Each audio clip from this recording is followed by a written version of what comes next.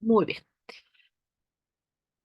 Les mencionaba que el poder seleccionar ya sea la población o el objeto de estudio es muy importante, considerando que estos van a servir de base, ¿sí? Van a servir de base para todo nuestro estudio, ¿no? Es muy importante considerar, por ejemplo, y conocer previamente lo que es la población de estudio, ¿no? Cómo se desenvuelve, cómo se desarrolla, bajo qué características o elementos se está desarrollando la misma, cuál es su entorno, ¿sí? Y lo mismo con el objeto de estudio. El poder determinar cómo se desenvuelve o cómo se va desarrollando en un ámbito específico es muy importante, ¿sí?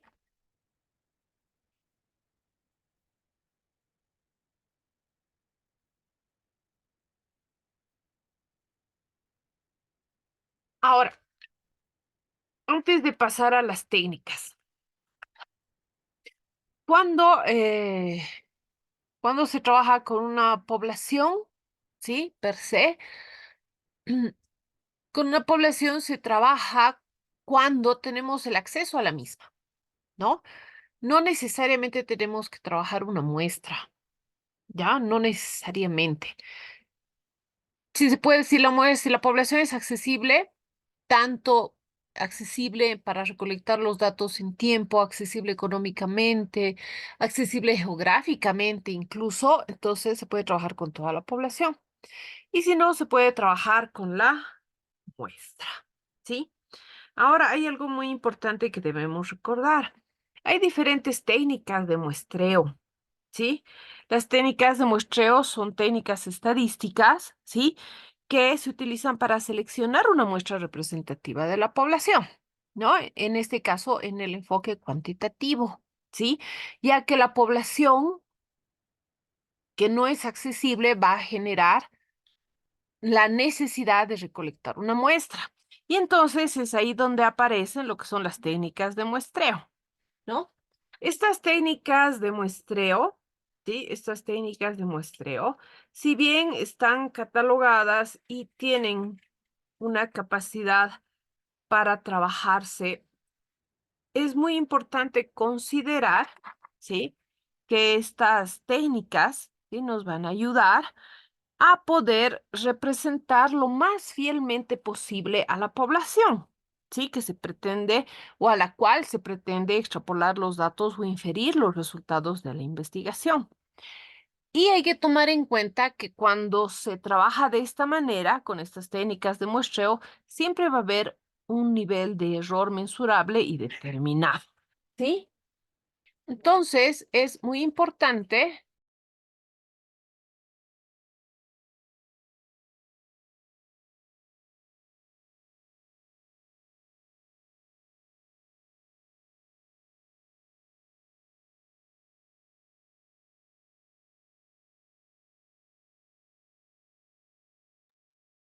Muy bien, perdón, ha habido un pequeño corte.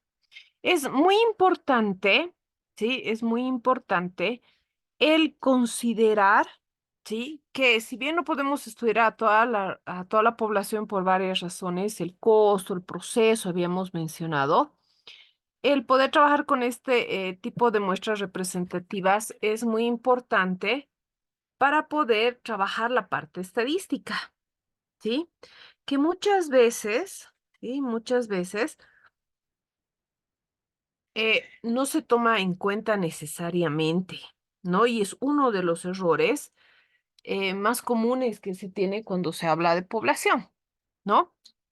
Y precisamente de las técnicas de muestreo. Hay varias técnicas de muestreo. Hay varios tipos de técnicas de muestreo. Aquellas llamadas probabilísticas que van a trabajar específicamente con el enfoque cuantitativo y las denominadas no probabilísticas que están trabajando con el enfoque cualitativo mayormente, ¿sí? Entonces es muy importante tomar en cuenta esto. A ver, ¿cuál es la probabilidad de error que puede haber en los tipos de muestreo? Hay varias consideraciones. Por ejemplo, en el área de salud se toma en cuenta entre el 5 y el 10% de error en las técnicas de muestreo. En otras áreas que son exactas, se tiene una menor probabilidad de error. Más sin embargo, no hay una norma, no hay algo específico, ¿sí? No hay algo que sea una regla o una norma, ¿no? Esto se va revisando y se va evaluando en el momento de fundamentar y trabajar estos distintos métodos, ¿no? Entonces es algo muy importante para tomar en cuenta, ¿sí? Ahora, una vez que ya se tiene considerado, por ejemplo, lo que es y determinado si se va a trabajar con una población, ¿no? O con una muestra, ¿sí? Es importante empezar, ¿no? Es importante empezar a poder analizar, ¿sí? ¿Cómo es que nosotros vamos a recolectar esa información? ¿Sí? ¿Cómo es que nosotros vamos a trabajar con esa información? ¿Cómo vamos a recolectar la misma? ¿No? ¿Cómo vamos a hacer ese proceso de recolección? Y para eso hay algo denominado como técnicas, ¿no? E instrumentos de recolección, ¿sí? O instrumentos de recolección de datos, ¿sí? Cuando hablamos de estos instrumentos, ¿sí? Hablamos evidentemente de un sinfín, ¿no? Hay muchas, entre técnicas e instrumentos de recolección de datos. Hay una gran cantidad. Más, sin embargo, algunos son más utilizados que otros y esto va a depender evidentemente al tipo de datos que yo quiera obtener, ¿sí? Todas estas técnicas van a ser o mecanismos, instrumentos que nos van a ayudar a reunir, a medir la información de forma organizada, ¿sí? Con un objetivo claro y específico, ¿no? Recordemos que mayormente estas técnicas e instrumentos de recolección están enlazados con los objetivos de investigación.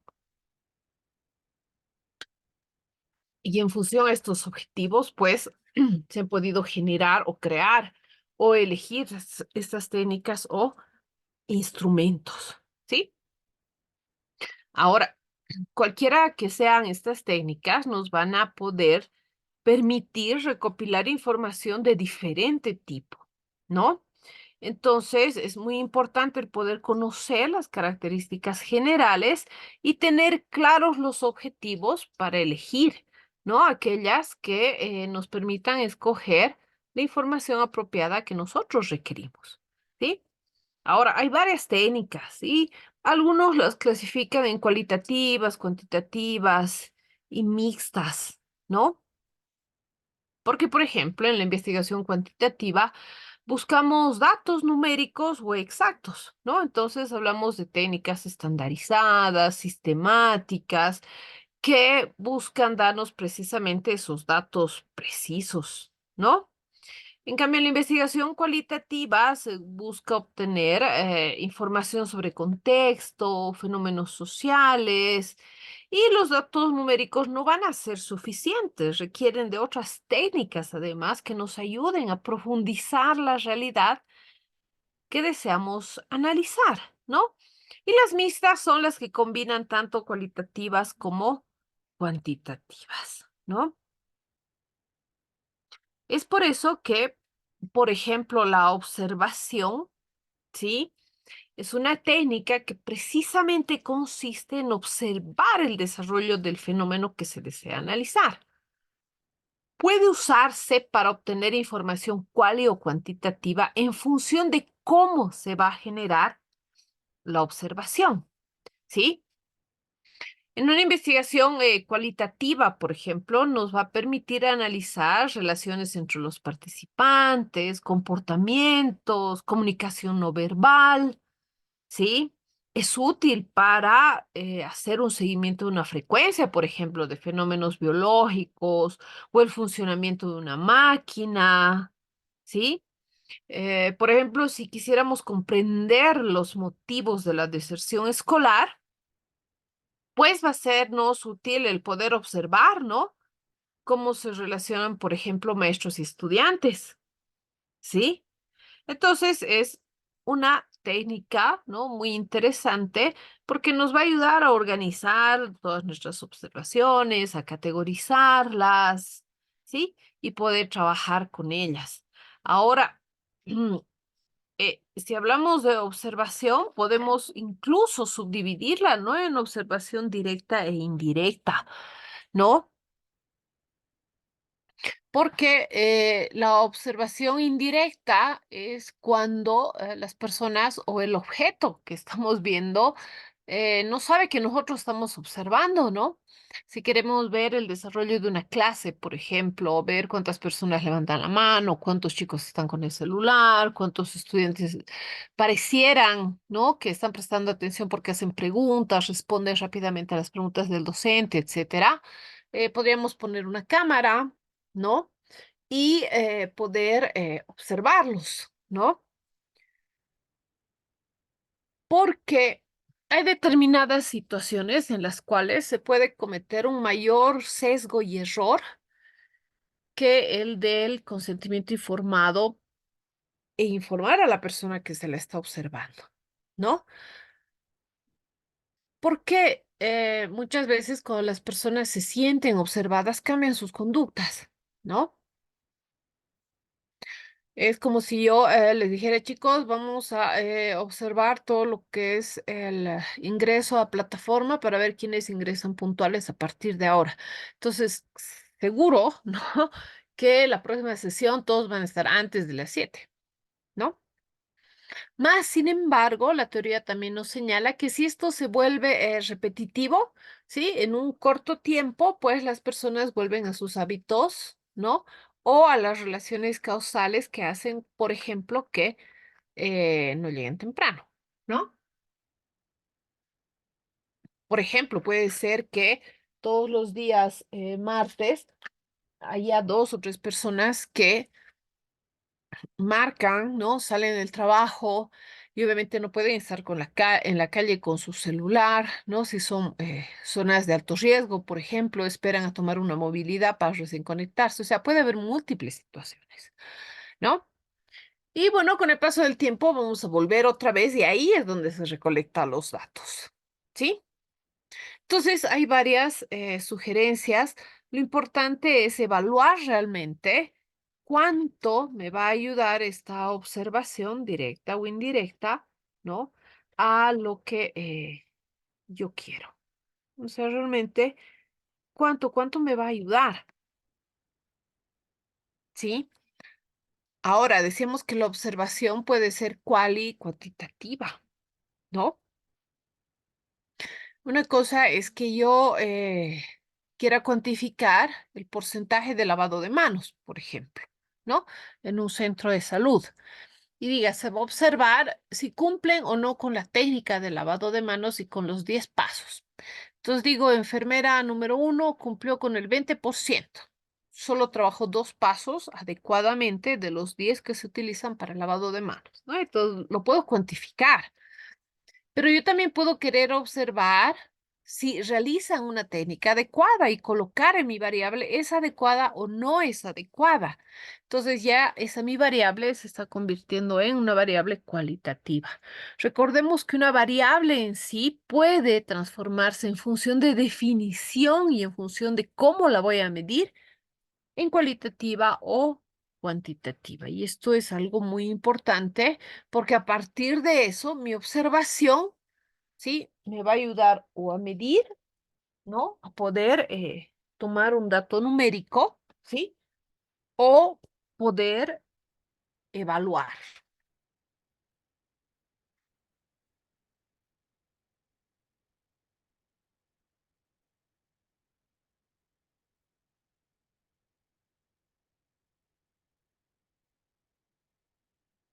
Esto es muy importante. En el caso de la encuesta, ¿sí? En el caso de la encuesta, ¿qué podemos decir? Cuestionarios, encuestas, son técnicas donde evidentemente hay un listado de preguntas, ¿no? Que pueden ser cerradas, abiertas, de múltiple elección. para obtener datos precisos, ¿no? Ya el hablar del tipo de preguntas que pueden hablar, tendríamos a que puedan haber, sería casi todo un tema, ¿no? Hay una gran cantidad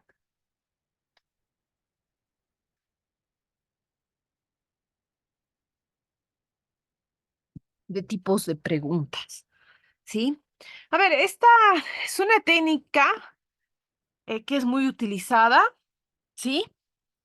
Cuando tenemos preguntas cerradas, por ejemplo, nos permite hacer un cálculo, ¿no? Para tener ya porcentajes para un análisis rápido, por ejemplo, ¿sí? Es un método ágil en función de cómo se trabaje con el mismo. Además que no requiere la presencia del investigador como en la observación, ¿no? No requiere que necesariamente esté el investigador. Es, se puede hacer de manera masiva, ¿sí? Vía internet, vía correo, ahora con los cuestionarios de Google, ¿sí? Con las encuestas en línea, se puede trabajar muy rápidamente, ¿no? Y bueno, es un tipo de información altamente precisa, ¿no? Altamente precisa y usualmente, de menor tiempo en lo que es recolección de datos. ¿Por qué digo usualmente? ¿Sí? Porque, por ejemplo, en el área de la psicología tenemos cuestionarios, ¿no? Que son hasta de 200 preguntas, ¿no? Y claramente el cuestionario señala que tiene una duración de 30 a 45 o una hora, ¿no? O 2 horas, ¿sí? De trabajo, claramente está especificado. Entonces, si bien la mayoría de los cuestionarios tienden a tener un menor tiempo de aplicación que una entrevista, ¿no? También va a depender del área, ¿no? Para que esto se dé así, ¿no? Entonces, eso va a depender de muchos otros elementos, ¿no? Después tenemos lo que es la discusión grupal o el grupo focal, ¿no? Donde estos grupos focales se pueden describir como una entrevista grupal, ¿no? Donde se necesita una guía de discusión, ¿no? Una guía elaborada por el investigador. ¿En qué consiste este grupo focal? Consiste en reunir un grupo de personas que pueden compartir características relacionadas con la investigación, ¿sí? Y hacer una orientación de la conversación hacia la información que nosotros deseamos obtener. ¿Sí? Evidentemente, en la guía de discusión van a estar aquellos parámetros o elementos que se han recogido de la teoría y de otros antecedentes, de otras investigaciones, que nos han ayudado a generar esa guía y que nos van a ayudar a poder guiar el grupo, ¿sí? Que nos van a poder ayudar a hacer esa charla guiada, por decirlo así, ¿no? Es una técnica netamente cualitativa muy útil, ¿sí? Para analizar opiniones combinadas, contradicciones y una gran cantidad de datos que va a surgir de esa conversación, de ese grupo de personas, ¿sí? Entonces, los grupos focales, ¿qué características tienen? ¿No? Porque hay investigadores a veces que no se animan a hacer los grupos focales. Porque uno, se tiene que tener compromiso de las personas, ¿no? Los informantes clave, ¿sí? De poder asistir a las reuniones necesarias, ¿no? Porque muchas veces en una sola etapa puede que no obtengamos toda la información necesaria, ¿sí? Obtenemos la información, se hace el análisis y puede que se dé la probabilidad de que nosotros tengamos que volver a reunir al grupo para terminar de hilar, de encadenar algunas ideas, ¿sí? Se tiene que tener un lugar adecuado para los grupos focales, ¿sí? Donde no haya una gran cantidad de interferencias, ¿sí? Externas y donde el grupo se sienta cómodo, ¿no? Y además garantizar que las personas tengan el tiempo, ¿no? Un grupo focal no es de 15 minutos, 20 minutos, a veces generalmente es más de una hora, ¿no? 2 horas de trabajo. Idealmente tiene que estar grabado, tiene que estar filmado el grupo focal, idealmente. Y bueno, hay algunas personas que a veces no quieren, ¿no?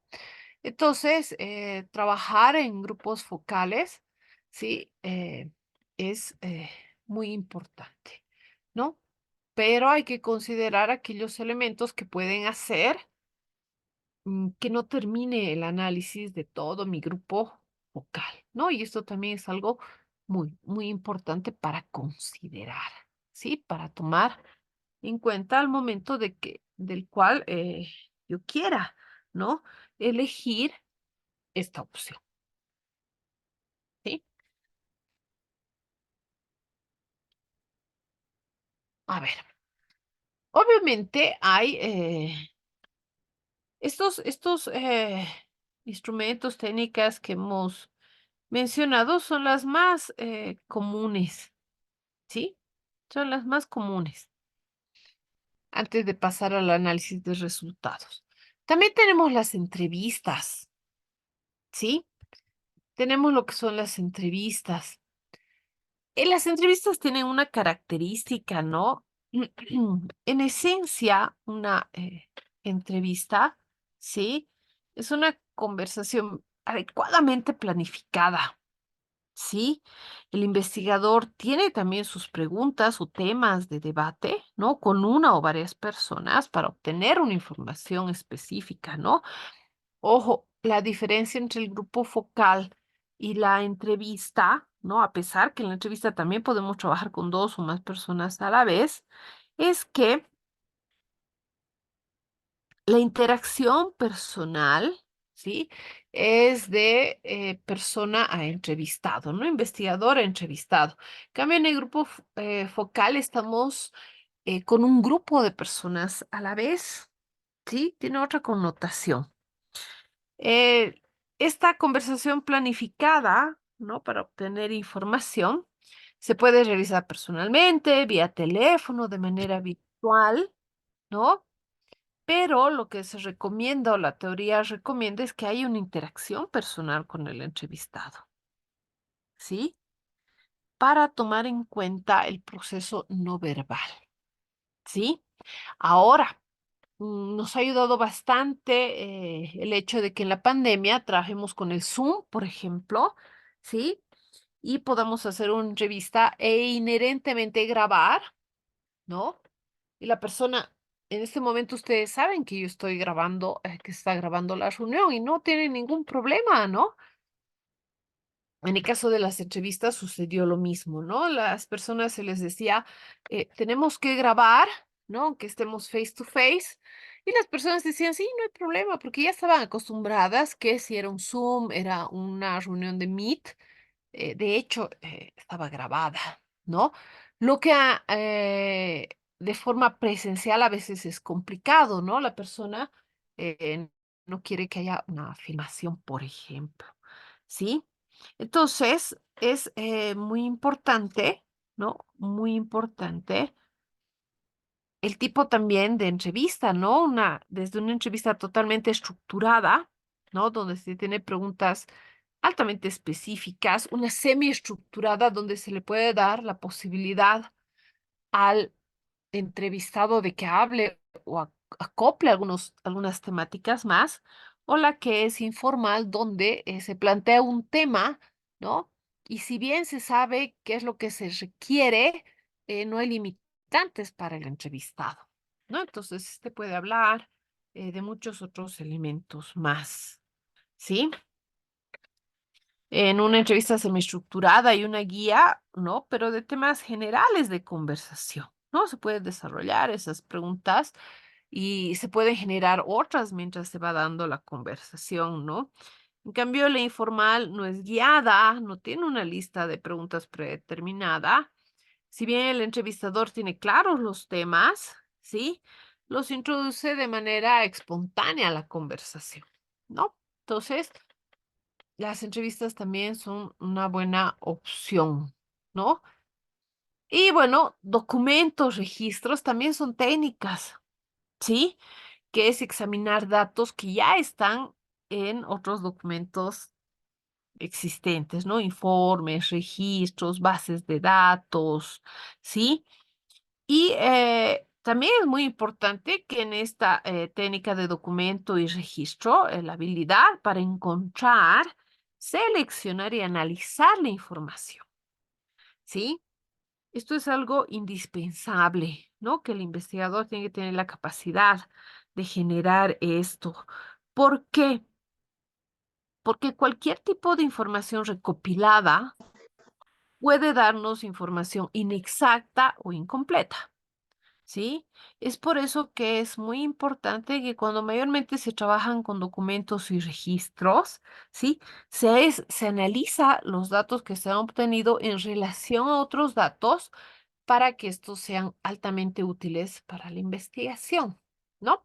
Entonces es algo muy importante, ¿no? Ahora, evidentemente hay otras técnicas, ¿no? La etnografía, que es más un análisis para la parte cualitativa, la técnica Delphi, ¿no? Que es una indagación a una serie de expertos, ¿no? Y aún así hay muchas otras más, ¿no? En realidad, el objetivo global o la función de una técnica, un instrumento, es recolectar la información necesaria y pertinente, como les había mencionado, relacionada con los objetivos, ¿sí? Muchas veces se le dice, ¿no? Y para este objetivo, ¿qué instrumento ha trabajado? Eh, y a veces la respuesta es, no hay ningún instrumento. Entonces, ¿cómo? ¿Cómo ha obtenido un resultado? ¿Sí? ¿A través de qué? ¿A través de qué técnica o a través de qué instrumento o qué tipo de recolección ha trabajado? ¿No? Y a veces no hay respuesta, ¿sí? Entonces, por eso se menciona que también tienen una correlación directa con el objetivo, ¿no? Porque a partir de eso he hecho una planeación, ¿no? De qué técnica, instrumento es necesario para que yo pueda obtener los datos para poder responder a mis objetivos, ¿sí? Ahora, eh, todos estos instrumentos, ¿sí? Todos, todos estos instrumentos se tienen que tomar en cuenta en el sentido, ¿sí? De que tienen que tener algo que se llama validez y confiabilidad, ¿sí? Y aquí vamos a aclarar algo importante, ¿sí? Yo no sé con qué,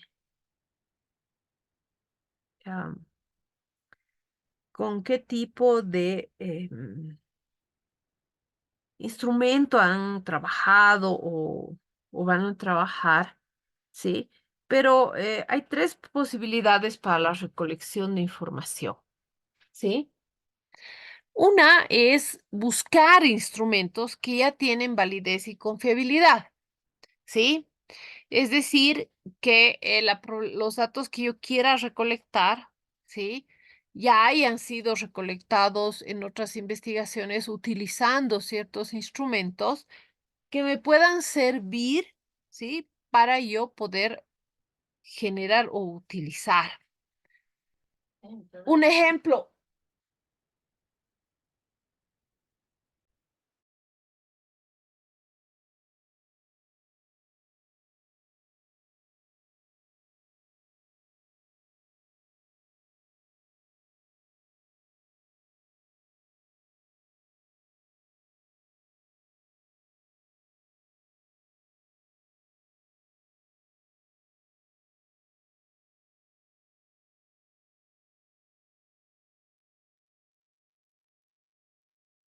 Hola.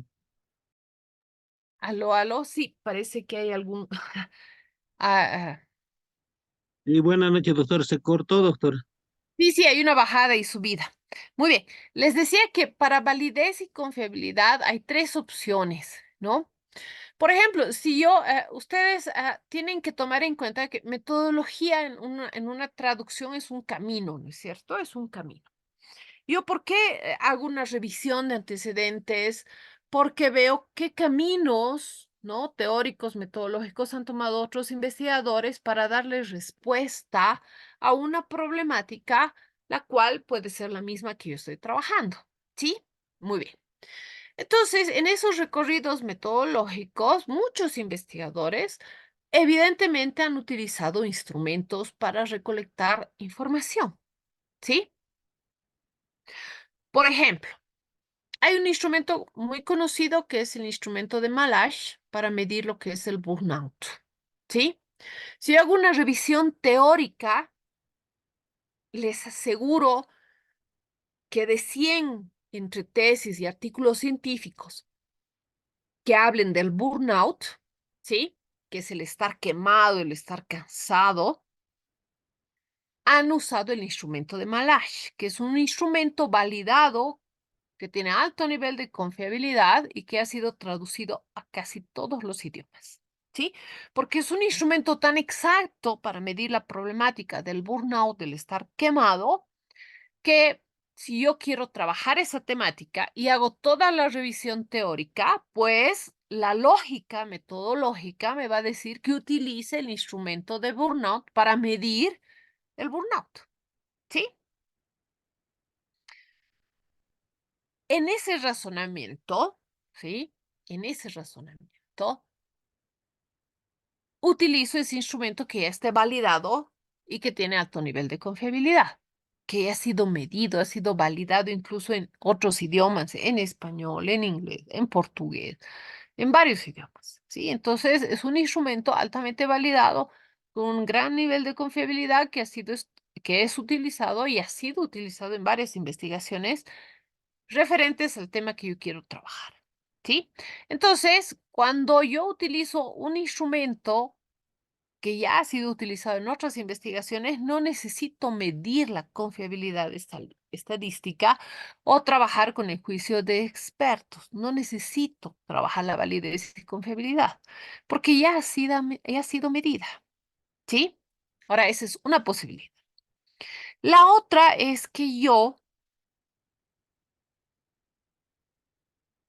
esté precisamente trabajando, investigando nuevas variables, investigando variables que quizá no tienen otros estudios, ¿sí? Por ejemplo, para tener una referencia lógica. Si estuviera estudiando el comportamiento de los glóbulos rojos, ¿sí? Yo tengo que adicionar lo que es la altura, humedad, una condición que no hay en otras partes del mundo, ¿no? Estamos a una determinada altura, una determinada presión, una determinada humedad, etcétera.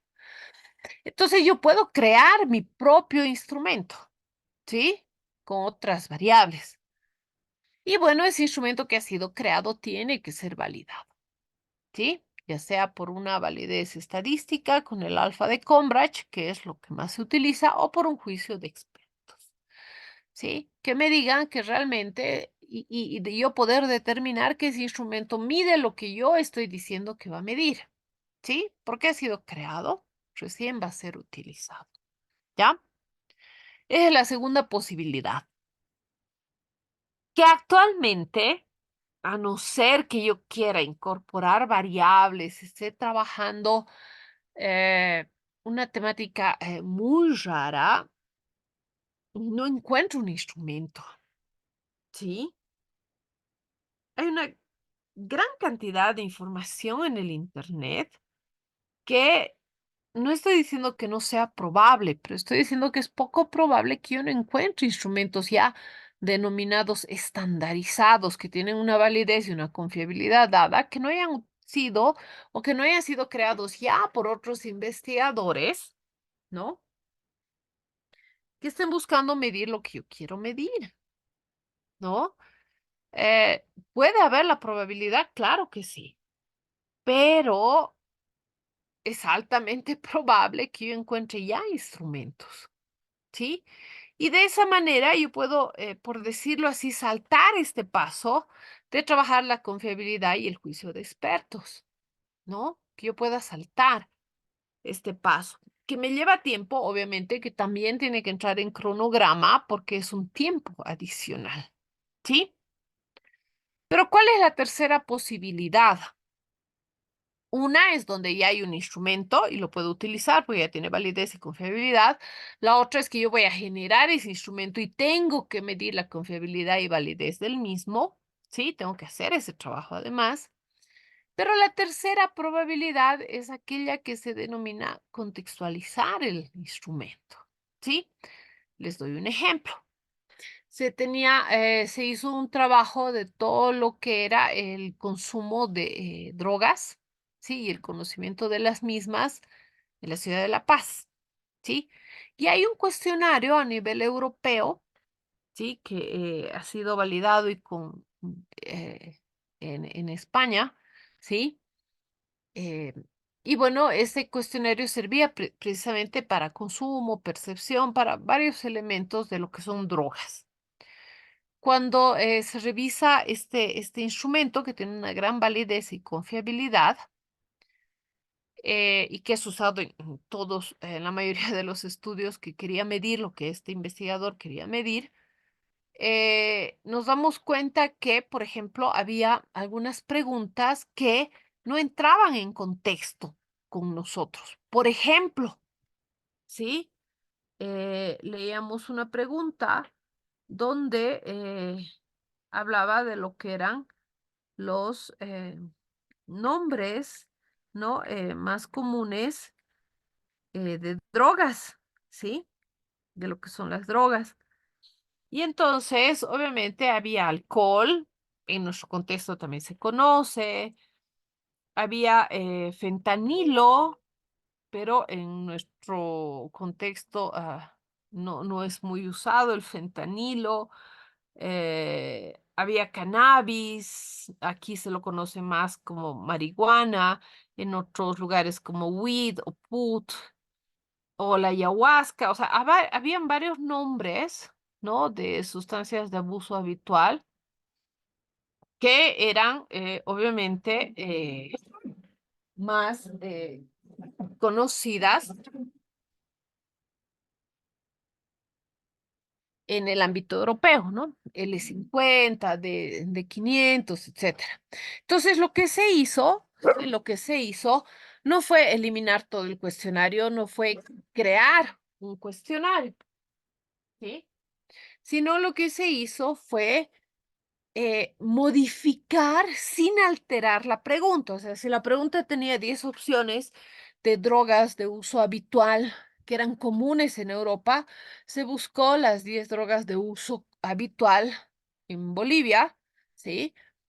De datos que estaban verificados, ¿sí?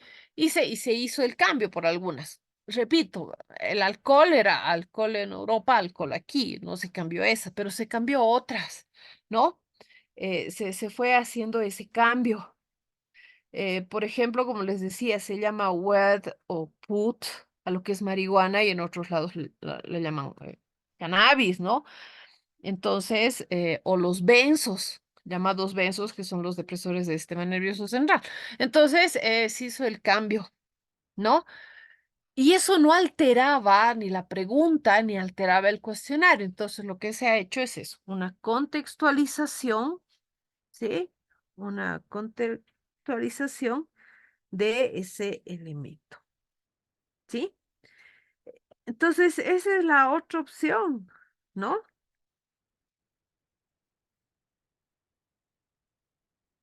No sé si hasta aquí tienen alguna duda.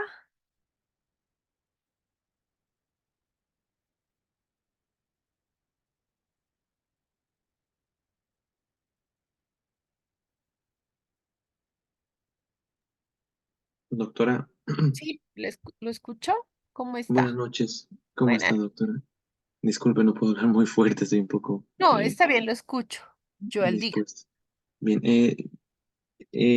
respecto al juicio de expertos, justamente donde está, bueno, lo último que decía, aparte de lo que usted mencionó, ¿De alguna otra forma podemos hacer notar o mostrar credenciales? Me refiero a que, por ejemplo, ¿no? Se me ocurría, en mi caso, en el área de inglés, como maestros de inglés, hay pocos que están realmente en el área educativa y que trabajan en el área educativa fiscal, por ejemplo. Entonces, pero hay alguno que tiene 20 años de experiencia, tiene mucha experiencia respecto a la investigación, ha hecho libros de inglés y demás. ¿Con tan solo mencionarlo es suficiente? ¿O qué más puedo mostrar como sus credenciales para que realmente digan, este es un experto, ¿no? Ok, muy buena duda, ¿no? Mayormente, ¿qué es lo que se pide? ¿Sí? Lo que se pide es que, o a qué se llama experto en todo caso, ¿no? O sea, ¿quién es un experto? Un experto es aquella persona que se desarrolla en el ámbito, ya sea del objeto o del problema de investigación, ¿sí? Y que tiene experiencia y solvencia en el mismo. Muchas veces como experiencia y solvencia se pide, no sé, que haya escrito artículos científicos, que la tesis del mismo haya estado relacionada con la temática, que tenga libros, ¿no? O que se desempeñe en el área específica durante un largo tiempo, ¿no?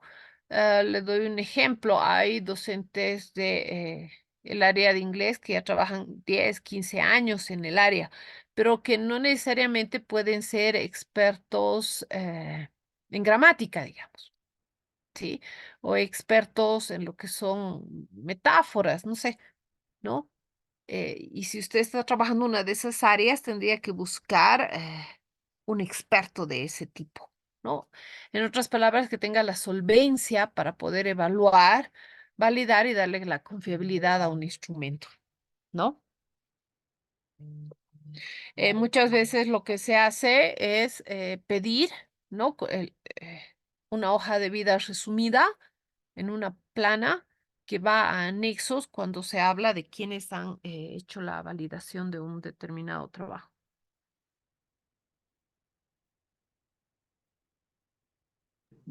Doctor, entonces es suficiente una hoja de vida, como usted decía, resumida del experto. Sí, sí, es una hoja de vida, pero porque además hay otra evidencia, ¿no? Por ejemplo, si usted me entrega el instrumento a mí como experto, entre comillas, ¿no? Ujú. Si fuese el caso, usted también me entrega una planilla para que yo valide el instrumento. Hay varios ejemplos de planillas para validar instrumentos, ¿no? En función de lo que yo quiero. Donde hay preguntas, ¿no ve? Usted está de acuerdo con las preguntas y yo puedo colocar, ¿no? La pregunta 5 no me parece adecuada, puede y darle sugerencias, ¿no? O decirle todo esto ok. Mayormente el formulario que se le entrega al experto tiene una parte cualitativa donde el experto puede poner opiniones, sugerencias y una parte cuantitativa donde el experto da una valoración. Una vez que yo le entrego esa hoja, usted y su tutor, ¿no? Revisan y no es que vayan a cambiar todo lo que yo digo, ¿no? Todo es fundamentado. Usted puede decir, el experto número 1 observó la pregunta 9, ¿no? Observó la pregunta 9 que se tenía en el instrumento de medición. Más, sin embargo, ¿no? Apoyándonos en la teoría de Jiménez, de Albertis y de Barragán, por ejemplo, nosotros mantenemos la pregunta ya que esta nos ayudará y empieza a dar una explicación, ¿sí? O puede decir, el experto uno ha observado la pregunta 9, se ha hecho una nueva revisión temática, bibliográfica y consideramos, sí, que podemos eliminar la misma y es por eso que se ha eliminado la pregunta 9 que tenía, no sé, la variable de género, por darle un ejemplo, ¿sí?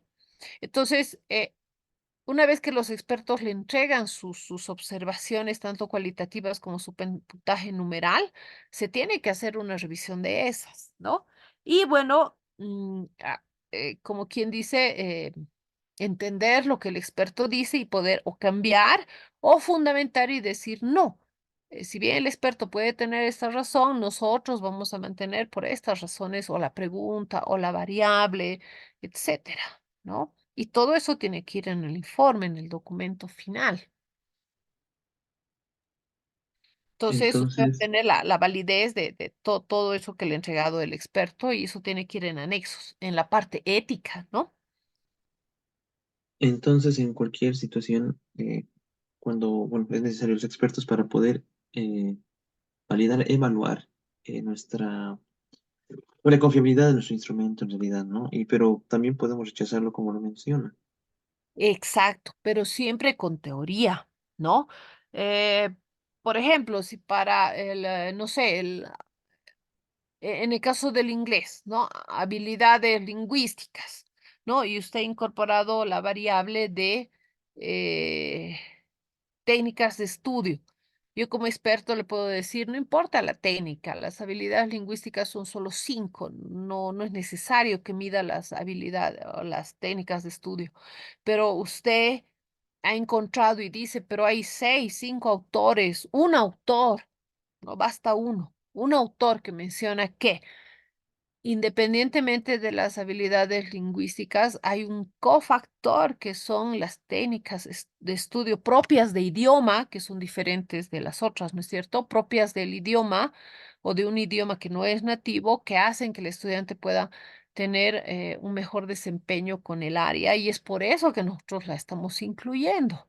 Puede que yo como experto no esté de acuerdo, sí, yo le diga solo hay 5, pero usted puede fundamentar por qué va a incorporar una más, o sea, pero todo es con fundamento teórico. Ah, ya, perfecto, doctora. Sí, tuve ciertas dudas cuando estaba haciendo lo de la maestría. Sin embargo, como tal, como usted lo decía, ¿no? Siempre hay que validar los instrumentos cualitativamente, cuantitativamente, pero tenía esa duda de que podríamos no estar de acuerdo. Hay cosas que son diferentes a, bueno, uno, tal vez el experto no analiza mucho, no vive la realidad donde nosotros estamos realizando la investigación, ¿no? Pero como usted mencionaba, todo es con teoría. Hay que leer Sí, bastante entonces para poder lo justificar que todo. pasa es que yo he visto un error muy frecuente cuando les entregan los instrumentos a los expertos. Les entregan solo el instrumento. No, las veces que a mí me ha tocado ser experto, solo me llegaba el instrumento y la hojita para que yo valide. Entonces yo preguntaba, pero este instrumento entonces, ¿para qué? ¿Bajo qué contexto? ¿Cuáles son sus objetivos? ¿Dónde está la operacionalización? O sea, y terminaba trabajando con todo, ¿no? Porque yo sé que muchas personas son un poco reacias a entregar toda la tesis a un experto, ¿no? Pero se supone que por ética profesional yo no me voy a copiar, ¿no?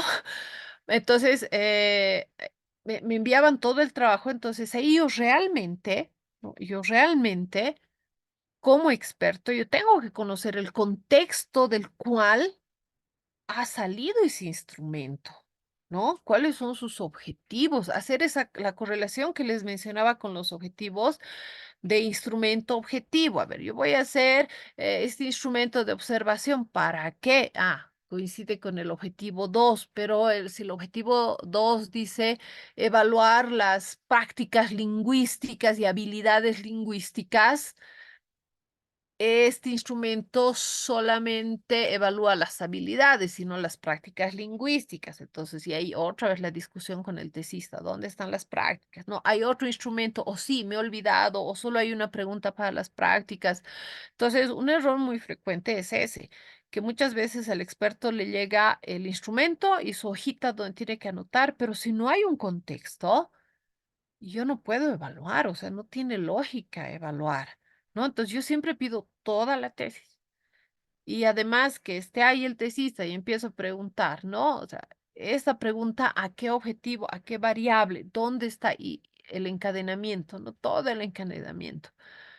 Y cuando se revisa así, se tienen buenos resultados. De otra manera, es, no sé, pues es altamente complejo. O sea, yo no le podría decir cómo se puede evaluar un instrumento sin saber el contexto del cual sale, ¿no?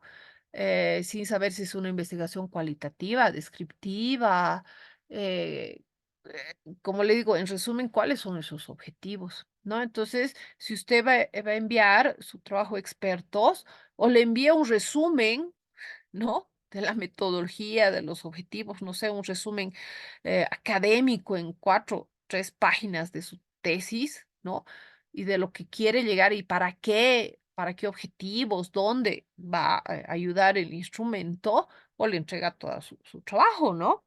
Porque de esa manera el experto va a tener la mayor objetividad para evaluar ese trabajo. Esa sería la manera más lógica de poder revisar un instrumento.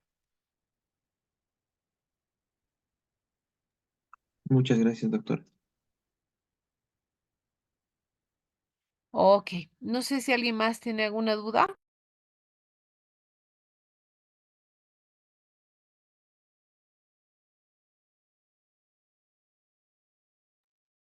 Doctora, buenas noches. Doctora, Sí, ¿cómo está? ¿Lo escucho? buena- buenas noches. En el caso de si yo estoy haciendo la investigación en la universidad, como dijo mi universo o en la población del muestreo son 50, dijo lo mínimo, ¿no? O he escuchado mal. Sí, no hay un mínimo ni un máximo para la población, ¿sí?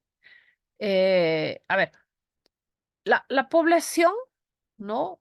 Es aquel conjunto de elementos del cual usted requiere información y va a estudiar, ¿sí? Si lo plasmamos desde ese sentido, le voy a dar varios ejemplos. Actualmente estamos haciendo un estudio de farmacovigilancia, del área de farmacovigilancia, para ver lo que es la automedicación en estudiantes. La población accesible para esto es todo estudiantes, docentes y administrativos de toda una universidad, ¿sí? Con todas sus carreras. ¿Por qué le llamo población accesible? Porque vamos a utilizar precisamente un instrumento que está digitalizado, ¿no? Y esperamos en cálculos obtener en 2 días todas las encuestas. No hablamos más de 2.000, 3.000 personas, ¿sí? Es una población accesible, nos han dado los permisos para enviar el instrumento online y lo van a llenar en un solo día, un solo momento, o 2, 3 días, etcétera, ¿sí? Pero si mi población no fuera accesible, si el decano nos hubiera dicho, no, este trabajo no le compete al área de derecho, no le compete al área de ingeniería, no le compete al área de gastronomía, solamente doy la autorización para el área de salud, por ejemplo, y para medicina. Entonces, nuestra población ya son como 2.000 personas, 500 personas, digamos. Igual, población accesible, solamente las 500. Pero si no tuviéramos un cuestionario en Google Form e hiciéramos el cálculo de en cuánto tiempo yo puedo tomar 500 encuestas al área de medicina, tomando en cuenta que van mañana, tarde, noche, más o menos es un mes de recolección, mes y medio. Muy bien, decimos por tiempo y porque un solo investigador no va a poder trabajar, vamos a hacer una muestra. Y yo hago el cálculo de tamaño muestral con una fórmula estadística. Yo hago el cálculo de tamaño muestral. Y de 500 me puede salir 120, 123 o 200 en función de los valores que yo utilice en mi cálculo de tamaño muestral. Y esa va a ser mi muestra. Y después selecciono el tipo de muestreo que voy a hacer. ¿Sí? Ese es el procedimiento lógico, ¿sí? No hay un número exacto, no se tiene un valor exacto, ¿sí? No hay. La lógica de razonamiento es esa. Le doy otro ejemplo. En posgrado en medicina en la UMSA se defendió hace poco una tesis donde la población eran 8 personas. Y uno dice, pero ¿cómo puede ser que hay una población de 8? ¿Será válido? ¿No será válido? Sí, es una tesis del área forense porque la investigación se hizo con una problemática y la población de estudio era la unidad de terapia intensiva de la caja. Y en la unidad de terapia intensiva, en la unidad de terapia intensiva, esta que es la especializada en la caja, hay 8 personas entre enfermeras, médicos y especialistas. Y el problema se estaba dando ahí. Y la tesis se enfocó a averiguar por qué pasaba este X problema en esta unidad de terapia intensiva y a dar soluciones. La población era de 8 personas. Se trabajó con las 8. Evidentemente, de 8 personas no había la lógica de decir voy a trabajar un muestreo, porque 8 personas es accesible trabajar con 8 personas, evidentemente, ¿sí? Y entonces la población es de 8. Entonces, en función de dónde va a enfocar, dónde está ese elemento de estudio en su conjunto de elementos, que es la población, ah, o puede trabajar con toda la población, que son 2000, si puede, si es una población accesible, o con 8, porque esa es la única población que hay. Ahí al estudiante nadie podía decirle 8 es poco para que trabaje, porque su unidad de estudio, o sea, no, su unidad eran 8 personas las que trabajaban ahí.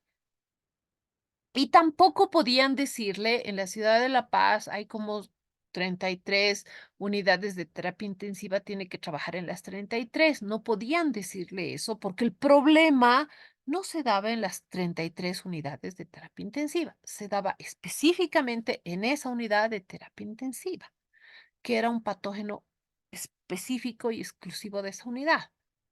Y había que buscar cuál era el problema, de dónde salía, si era el lavado de manos, si era los protocolos que manejaban, si estaban las máquinas contaminadas, se han tomado muestras, se han hecho cuestionarios, evaluación, o sea, varias cosas, ¿no?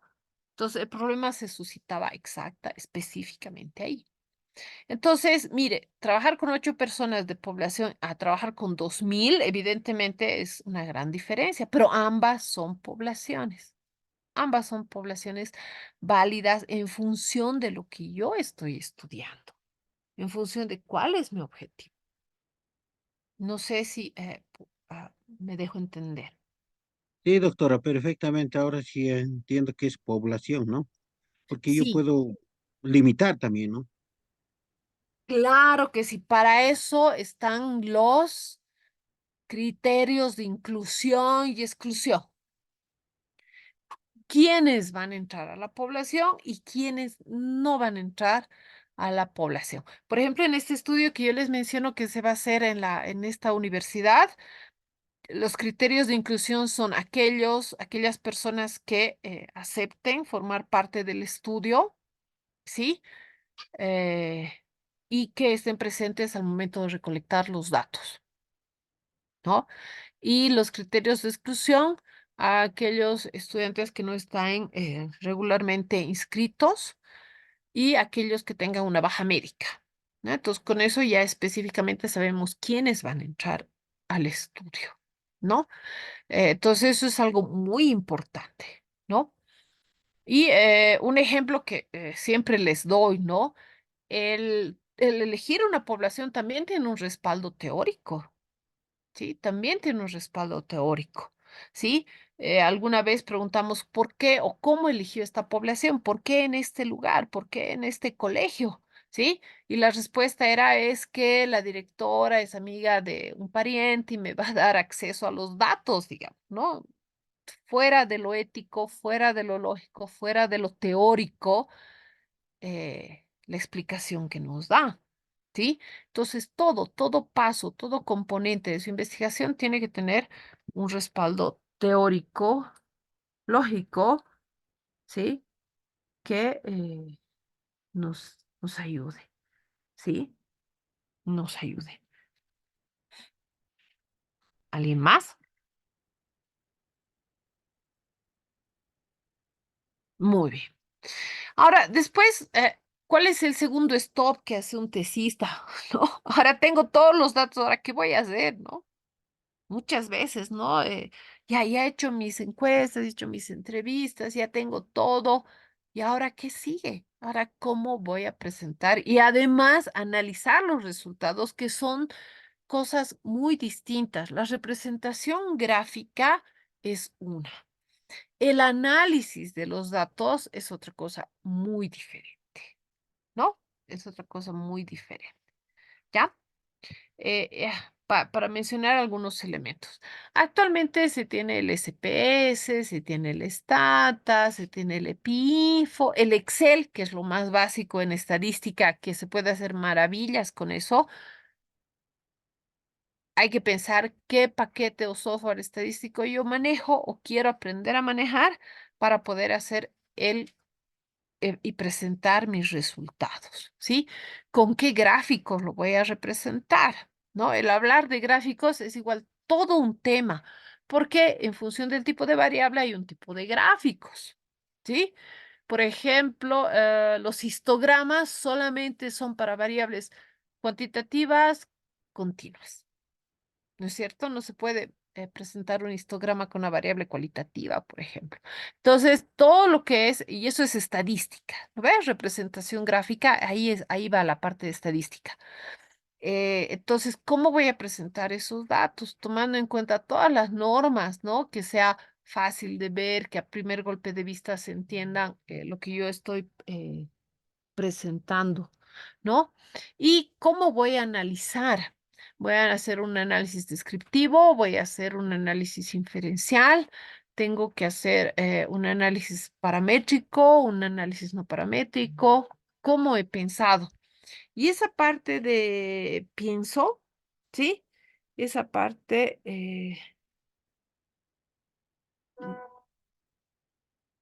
esa parte de pienso y razonamiento es muy importante, ¿sí?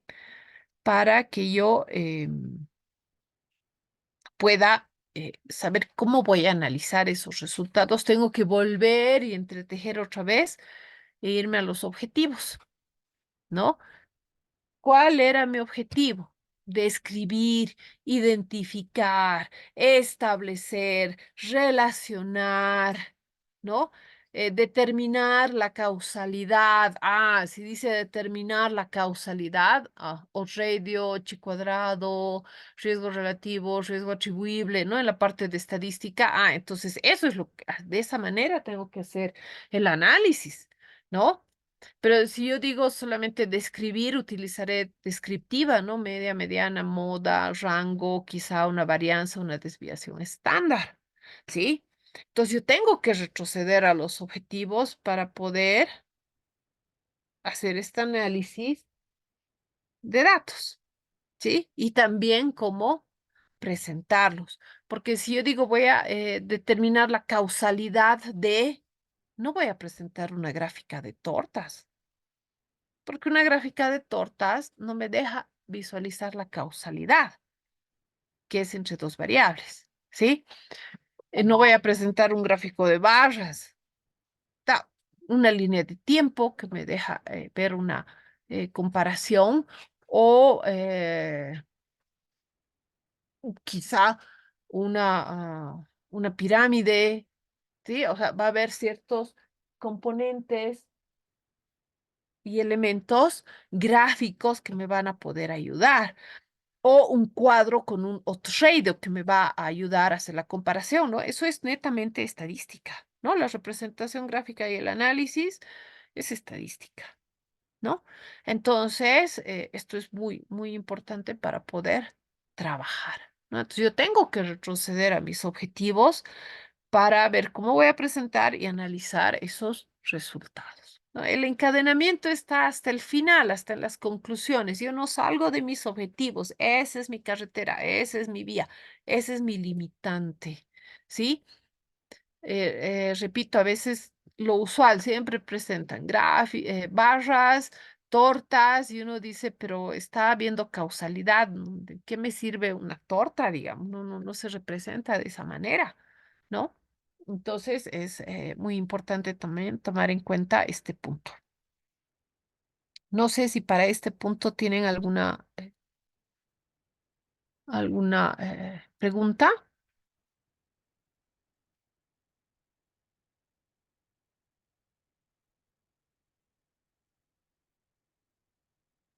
Ok. Nos vamos a dar 2 minutitos de receso para que se tomen un refresco, ¿sí? Para que nos tomemos un refresquito, algo, para continuar, ¿sí? 2 minutos de receso, por favor.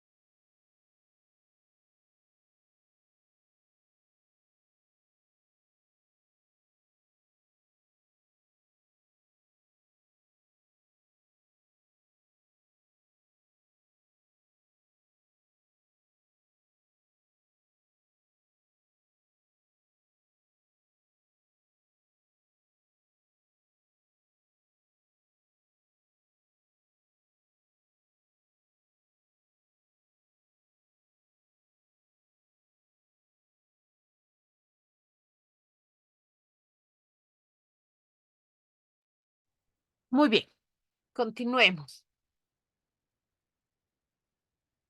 Lo que están viendo en pantalla, ¿sí? Es un esquema de cómo se construye, ¿sí? O una opción de cómo se construye el trabajo, ¿no? Obviamente cada universidad, cada sistema les da un tipo de esquema, pero mayormente en el capítulo 1 va todo lo que es el problema, en el 2 el marco teórico, ¿sí? Y el marco teórico va a estar en función, ¿sí? De los elementos y las variables que se quieren trabajar, ¿no? Mayormente, no siempre, cada objetivo específico tiene una propia construcción dentro del marco teórico, ¿sí? Precisamente para fundamentar cada uno de estos elementos, ¿no? Después, el marco metodológico, análisis, presentación de resultados, conclusiones y bibliografía y anexos. Algo muy importante que recalcar, ¿qué va en anexos? ¿Sí? Eh, Y esto viene derivado de los resultados, ¿no? Miren, si yo tengo 5 objetivos específicos y uno general, tengo 6 objetivos, ¿sí? Eso significa que voy a tener 6 resultados, 6 análisis, 6 conclusiones, ¿sí? Muchas veces se comete el error, por así decirlo, de que si yo tengo un cuestionario de 40 preguntas, ¿sí? En los resultados yo veo 40 gráficas, 40 tablas y 40 resultados, ¿no? El 80% son varones y 20% mujeres. Su gráfico, el reprise teórico, ¿no? Porque si ya lo tengo en gráfico, ¿para qué lo escribe? Y tengo así de las 80 preguntas desglosadas. Ese desglose, ¿no? Ese desglose por pregunta va a anexo, ¿ya? Porque el cuestionario en sí va a tener un objetivo, no medir algo. Ahí está la respuesta, que va a ayudar a sustentar un objetivo, ¿sí? Entonces, es muy usual ver ese error, incluso en las defensas, ¿no? Están de las 40 preguntas, una por una diapositiva, ¿no? 40 diapositivas porque son 40 preguntas del cuestionario. Y no es así. Los resultados son la respuesta directa al objetivo y eso es lo que yo tengo que ver. El desarrollo por el cual se ha llegado a esa respuesta, eso va al anexo, ¿sí? El análisis igual. eh, si mi objetivo no era determinar el número de varones y mujeres que hay, pues en mi análisis no tiene por qué estar el número o el porcentaje de varones y mujeres que hay. Eso me ayudará quizá para otro elemento y si no me ayuda, no deberían estar, ¿sí? Entonces, repito, si hay 6 objetivos, hay 6 análisis, hay 6 resultados y hay 6 conclusiones que van en el mismo orden de los objetivos, ¿sí? 6 conclusiones en el mismo orden y ya no más. Todo lo demás que me ha ayudado a construir ese resultado final, esa discusión o análisis final y esa conclusión va en anexos, ¿sí? Todo en el área legal, por ejemplo, ¿no? Puede que de una ley, de toda una ley, me sirvan 2, 3, 4 artículos. Esos van en el cuerpo del trabajo, ¿no? Ya sea en el marco teórico, van esos 4 o 5 artículos o ese artículo que me sirve de una ley. Toda la ley, todo el contexto de la ley puede ir en anexos, pero no dentro del trabajo. A veces hay personas que dentro del marco teórico como base legal coloca toda la ley y en realidad les sirve solamente un artículo, digamos, ¿no? Que es el cual habla o hace referencia a su problema.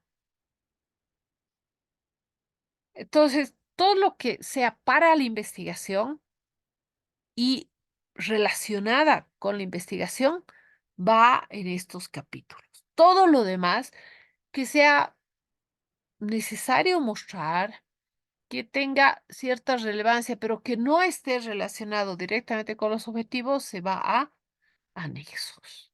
¿Sí? Eso es algo muy importante en la construcción del esquema o del trabajo final.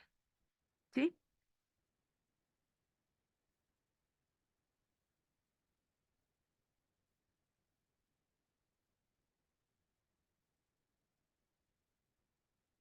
Ahora, aquí les dejo varias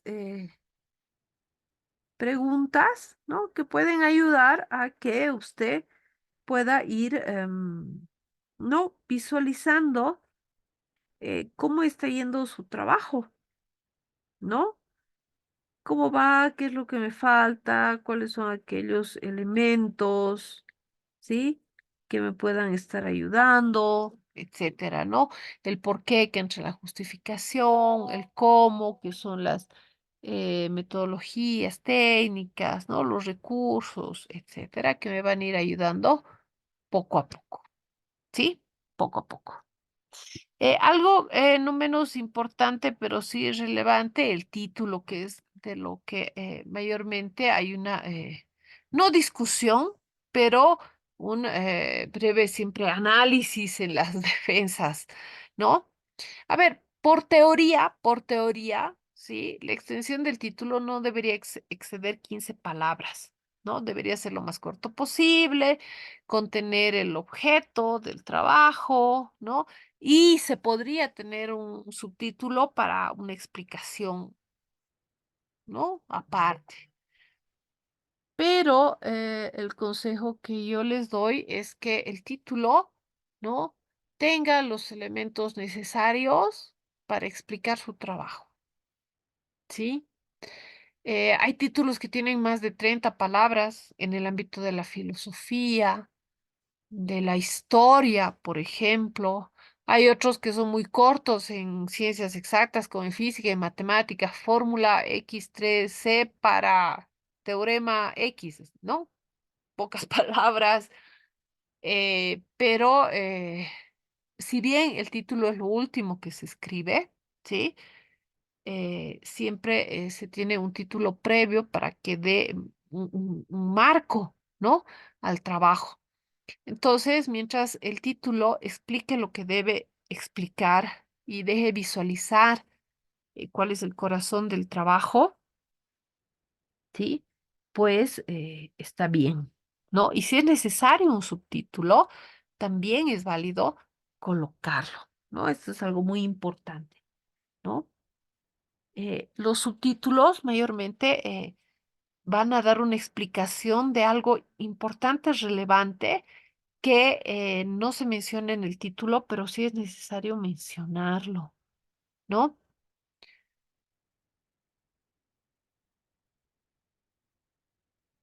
Lenguaje formal, no el uso de expresiones poco usuales o retóricas, evitar citas textuales, en tercera persona todo el texto, no usar abreviaturas. Dependiendo el área, a veces sí se puede utilizar siglas, ¿no?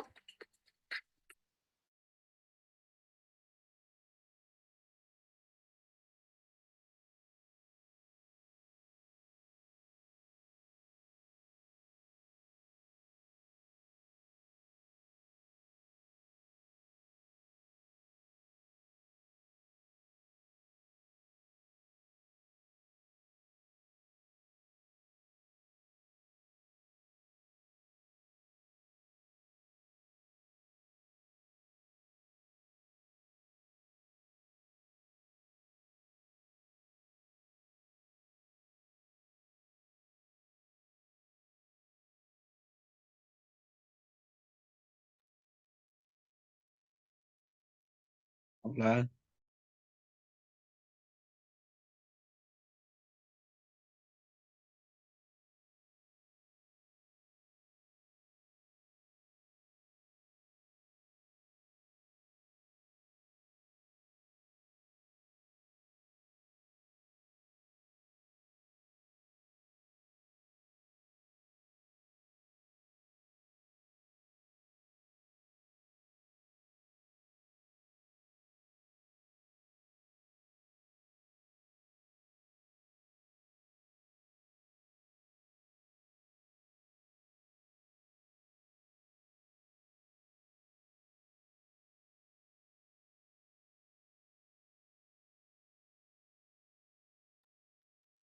Aló, aló, buenas noches. Ok. Les mencionaba que estos elementos, ¿no? El emplear un lenguaje formal es muy importante, ¿sí? Uno de los errores frecuentes es que no utilizan palabras propias de su área, ¿sí? Expresiones propias del área, ¿ya? No es lo mismo decir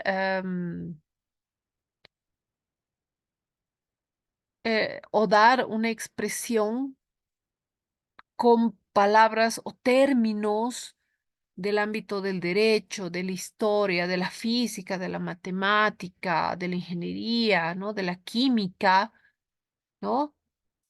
Que dar un lenguaje cotidiano, ¿no? Recuerden que un trabajo de tesis, ¿sí? O de investigación debe tener un lenguaje formal del área, ¿sí? Del área específicamente, ¿sí? Recordar también que usted no está dando su opinión per se en los resultados, ¿no? Usted, por eso dice evitar en lo posible el uso de expresiones, ¿no? Yo creo, a mí me parece, yo considero que no, ¿no? Por eso se habla en tercera persona, ¿no? Porque usted no está dando una opinión, usted está dando un resultado científico que ha venido, ¿no? De una larga data de un análisis, ¿no? Y una correlación teórica. Entonces, usted no puede decir yo pienso, yo creo, ¿no? O sea, usted tiene que hablar en tercera persona con expresiones, ¿no? Con una expresión científica.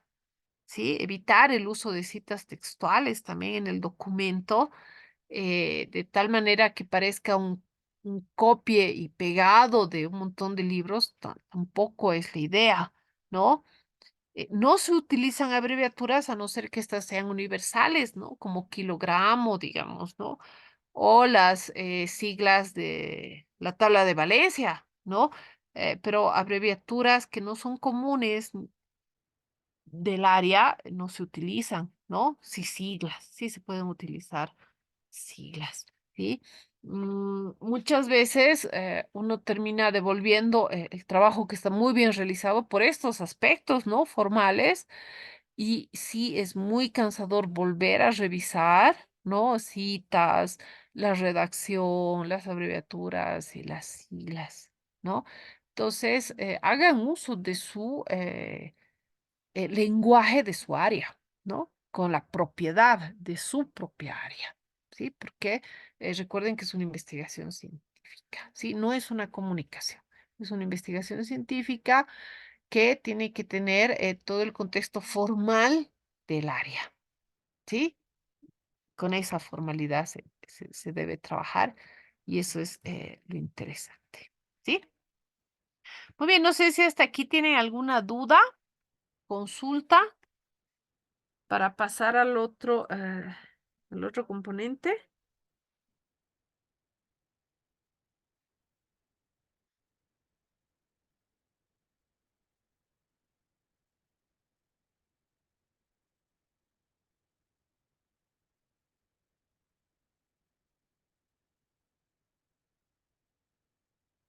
Muy bien. Entonces, pasemos a otro componente. Permítanme.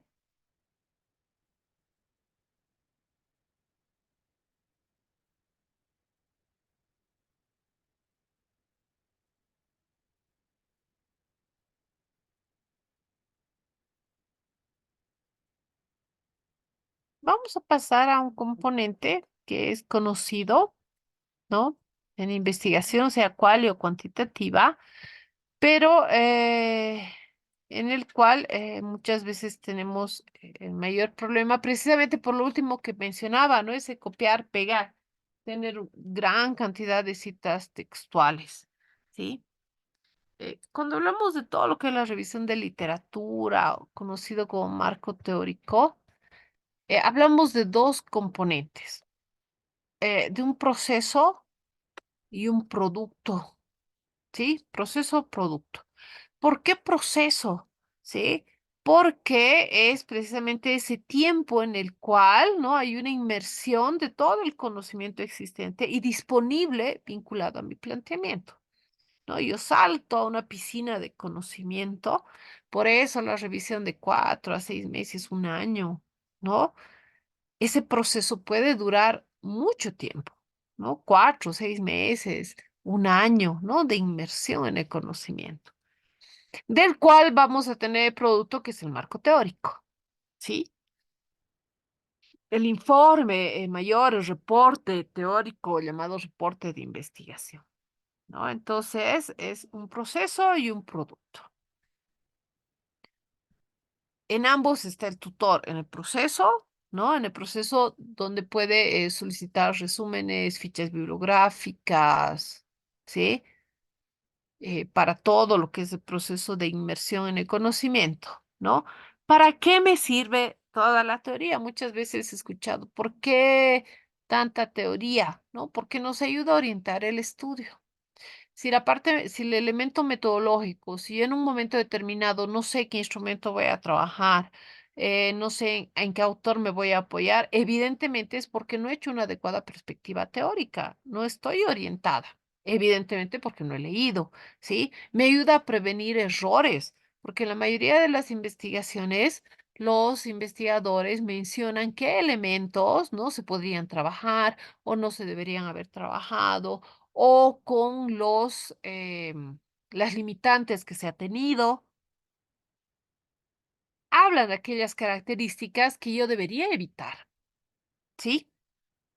Me ayuda a ampliar el horizonte, ¿no? Porque si bien hay investigaciones que me aconsejen, por ejemplo, trabajar con una u otra determinada variable, ¿sí? Yo voy a, aunque yo no los utilice, yo puedo hablar de ellos con pertinencia porque los he conocido, me amplía el horizonte teórico cognitivo, ¿sí? Me ayuda a establecer las necesidades de la investigación porque en cada revisión que yo trabaje estoy observando, ¿no? Cuál es la importancia y la relevancia, independientemente, ¿no? Independientemente del área. Puede que yo esté estudiando y trabajando acerca de, vamos a utilizar el ejemplo que su colega ha mencionado, ¿no? Que es del área lingüística. Pero yo puedo encontrar documentos del área lingüística y habilidades lingüísticas desde el punto de vista social, económico, académico, psicológico, ¿sí? Netamente cognitivo, etcétera. Entonces, realmente ahí en la justificación, recuerden, yo puedo hablar y mencionar todo para lo cual va a servir mi investigación sin necesidad de que lo tenga que estudiar. ¿Lo ve? Me va a ayudar a inspirar a nuevos estudios. En las recomendaciones mencionar además qué más se puede hacer que yo no he hecho porque no me competía, no era mi competencia, no estaba en mis objetivos, pero además también se puede trabajar, inspirar a nuevos estudios no solo para mí, sino para otros investigadores. Me va a ayudar a formular la hipótesis, a tener un marco de referencia. Repito, nadie puede escribir si no ha leído antes. Es altamente complejo, ¿sí? Para eso me sirve esa perspectiva teórica, ¿sí? Primero, ¿qué hago? Una revisión analítica, ¿no?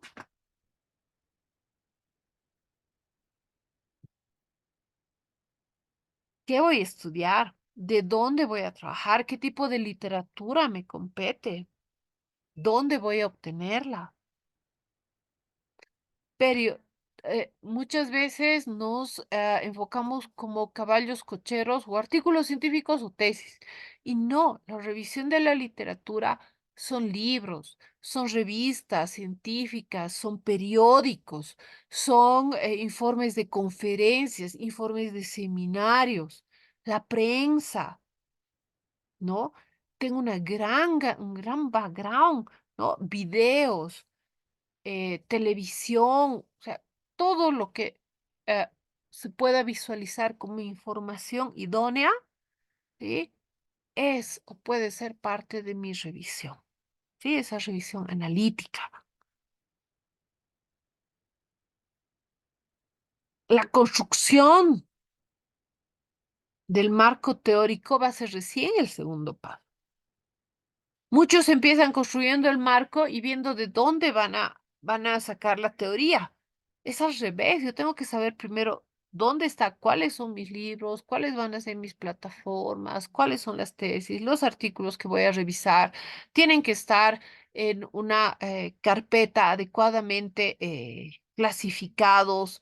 Por ejemplo, para el objetivo uno usted puede poner, si tiene 4 objetivos, 4 carpetas. Para el objetivo uno, estos artículos, estas tesis, esta información me va a servir. Para el objetivo 2, esta información. Para el 3, para el 4.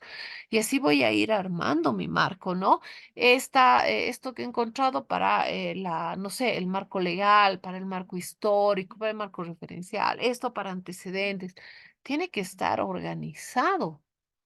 Y una vez que todo está organizado, empiezo la construcción recién de mi marco, empiezo a escribir, empiezo a releer, a volver a leer y a volver a inscribir, ¿no? Es un proceso largo hacer el marco, mayormente por tiempo en este mundo altamente veloz y globalizado, que queremos hacer las cosas rápido. Mientras se hace la recolección, se hace un marco teórico inicial que nos fundamenta para trabajar instrumentos, objetivos, y para terminar de concluir el marco, paralelamente se empieza a trabajar con la recolección de datos, ¿no? Paralelamente. Pero ya se tiene, ¿no? Una revisión previa. Entonces, es muy importante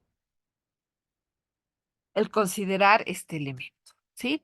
En la revisión de la literatura yo estoy consultando bibliografía, qué materiales me van a ayudar, de dónde voy a recopilar la información, cuál información es relevante, cuál no es relevante, pero sí me sirve, que son dos diferentes cosas. La información que realmente es relevante es las que sí o sí yo tengo que utilizar, pero la información que es necesaria para, como lo llamamos así, es la que me va a ayudar para rellenar el marco. Sí, pero la relevante me va a ayudar para sacar las conclusiones, para hacer una discusión, para hacer el análisis. También yo tengo que diferenciar, ¿no? Puede que yo tenga y sea necesario mencionar un marco histórico de mi problema, pero esa historia puede que no me sirva, que no sea relevante como tal para hacer un análisis, una discusión, una conclusión, ¿sí? Pero sí es importante que esté en el cuerpo del trabajo. Entonces, una cosa es información relevante que realmente me va a ayudar para discutir, para hacer un análisis, para generar una conclusión, de otra que sí es importante, que sí es necesaria, pero para el cuerpo del trabajo, que me sirva de contexto general, ¿sí? Me va a servir de contexto general.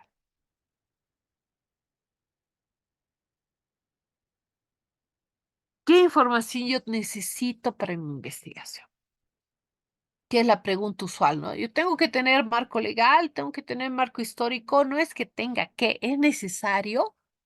Para algunas tesis el marco filosófico, epistemológico es sumamente importante porque están trabajando desde una posición cualitativa, por ejemplo, y están trabajando sobre la epistemología de, no sé, claro que va a ser importante, pero para otras investigaciones no van a tener marco legal, no van a tener marco filosófico o epistemológico, porque no, ni es relevante ni es necesario, ni van a tener un marco histórico, porque, paré de contar, no necesitamos eso de relleno. Sí, lo que va en el marco no es solamente para llegar a las 100, 120 o 160 hojas que se les pide, ¿sí? Que distintas instituciones piden, ¿sí? Que de forma personal me parece una barbaridad, porque el marco teórico no tiene que ser, no, no tiene que ser una suma de hojas y por peso, ¿no? No, el marco tiene que ser la información relevante y necesaria que me va a ayudar a fundamentar mis objetivos, hacer mi análisis, discusión o conclusión de la temática que yo estoy trabajando, ¿sí? Evidentemente, una tesis no puede quedarse con 30 páginas, ¿no? Porque tiene que haber, mientras mayor sustento haya, mejor, pero ojo, no es solamente ir a rellenar con todo lo que yo pueda para llegar a la cantidad de hojas que me piden, ¿sí? que evidentemente a veces es lo último que queda cuando no he tenido pues, ese tiempo de lectura, todos estos pasos tranquilos, ¿no? Que es comprensible también, ¿sí? Y lo más importante que debo ser altamente selectivo, ¿no? ¿Por qué la insistencia de 5 años atrás para toda esta revisión? Porque hace 5 años el mundo era 100% diferente a lo que es ahora. La información que se tiene era muy distinta, ya está descontextualizada antes de 5 años y ahora no hay la barrera de idioma, ¿no? Yo sé algo de idiomas, inglés, portugués o francés, leo un título, me parece interesante. Las mismas plataformas me lo traducen, ¿no ve? Con el traductor de idioma. Ahora tengo eso, en mis épocas no había, digamos, ¿sí? Pero ahora tengo, o sea, ya no hay ni barrera de idioma, entonces realmente tengo que hacer una revisión altamente selectiva para yo poder trabajar, ¿sí? Acopio todas las fuentes primarias que tengo, que son de primera mano, libros, expertos, artículos, testimonios, documentos, ¿sí? Muchas veces un primer paso es consultar expertos, ¿no? A sus docentes, a expertos, docentes que yo conozco, a ver qué libros me puede mencionar, qué plataformas puedo trabajar, etcétera, ¿no? A veces es muy importante hacer la consulta, ¿no? Realizar esa búsqueda, elegir esas palabras, términos clave que me van a ayudar, utilizar los motores de búsqueda a los que yo tengo acceso, ¿sí? Y que sean precisos, ¿no? Obviamente, bibliotecas de otras universidades que después de la pandemia, por suerte, eso es uno de los elementos positivos que ha habido, que muchas bibliotecas se han abierto al público, lugares de tesis, plataformas, libros, ¿no? Ir a visitar los libros de mi universidad. Muchas veces hay varios libros que no están digitalizados, ¿no? Pero sí son sumamente importantes y que están en bibliotecas, ¿no? Entonces, yo tengo que ir a hacer toda esa búsqueda, ¿no? Con palabras clave, con términos clave, tener toda una selección. Idealmente tener mi fichero bibliográfico, ¿no? Y decir, a ver, ¿cómo voy a trabajar? ¿Cómo se va a realizar? ¿Sí? Y recuperar toda la literatura que me sirva, seleccionarla, como les había dicho, idealmente en diferentes carpetas por objetivos o por variables, ¿sí? Para que yo esté totalmente organizada, ¿no? Y organizado en todo mi sistema de marco. Porque muchas veces puede pasar de dónde sacó esta información. Ampliemos dónde está el artículo, dónde está la tesis, revisaremos, vamos a ampliar la misma porque es importante o porque hay que seguir indagando y buscan en el mar de escritorio, ¿no? En el mar del disco C, en el mar del disco D, y obviamente es desesperante, es tiempo y es dolor de cabeza. Y uno ya ha perdido una hora tratando de buscar el famoso artículo o la literatura de donde ha sacado el tema y es real. Y todos esos elementos cansan al tesista, cansan, sobresaturan al tesista. Entonces es mejor desde el principio tener todo ahí bien ordenado, codificado para poder trabajar, ¿sí? Es muy importante decir, a ver, la referencia está relacionada con mi problema. Si es sí, la utilizo. Si es no, pero es importante o relevante, la guardo en otra carpeta o para otra investigación, para las recomendaciones o para algún elemento que puede que en algún momento yo diga, puede que me sirva porque está relacionado, no directamente, pero a ver, lo voy a dejar ahí. ¿Cómo está relacionado? Desde el punto de vista social, cultural, temático, problemático, científico, psicológico, o sea, no sé, desde cómo está relacionado. Y ese cómo me va a dar la respuesta, ¿dónde me va a servir eso?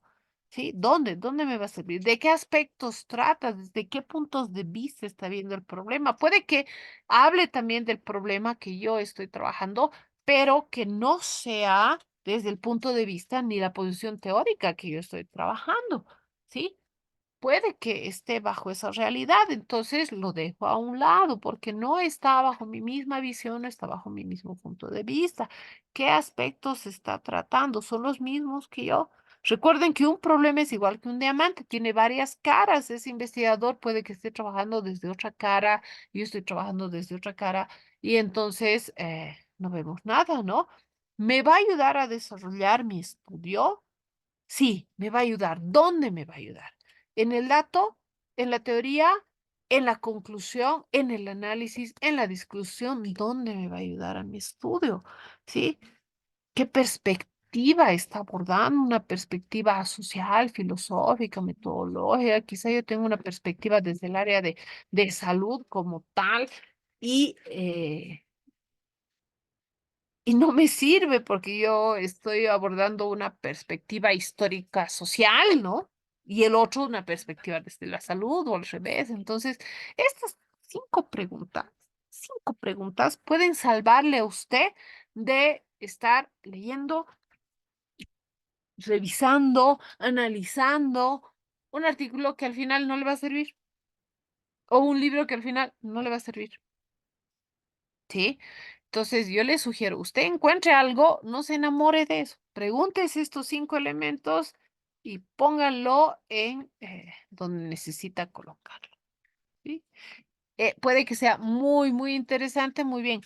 Guárdelo, guárdelo para un día que tenga lectura, que quiera leer algo más del tema, que quiera hacer un grupo de discusión, que vaya a dar su disertación, lo puede mencionar como un tema más importante para abordar, como una recomendación, pero no lo lea completo, guárdelo para eso, ¿sí? Todo, toda su literatura tiene grados de desarrollo de conocimiento. Algunos solamente son teóricos, otros ya presentan otro tipo de resultados. Hay teorías completamente desarrolladas, hay empíricas, ¿sí? ¿Cómo aplica esto a nuestro trabajo, etcétera? Puede que usted halle varias teorías que expliquen el fenómeno que usted está estudiando. Ahí va a encontrar su posicionamiento teórico, bajo qué teoría yo estoy pensando, ¿sí? ¿Tengo que conocer las otras? Claro que sí, pero tengo que conocer más la mía. Y esto es algo muy importante. ¿Sí? ¿Qué trozos de teoría me sirven? Hay piezas, hay trozos, hay una sola teoría, hay descubrimientos parciales interesantes, todo ya está dicho.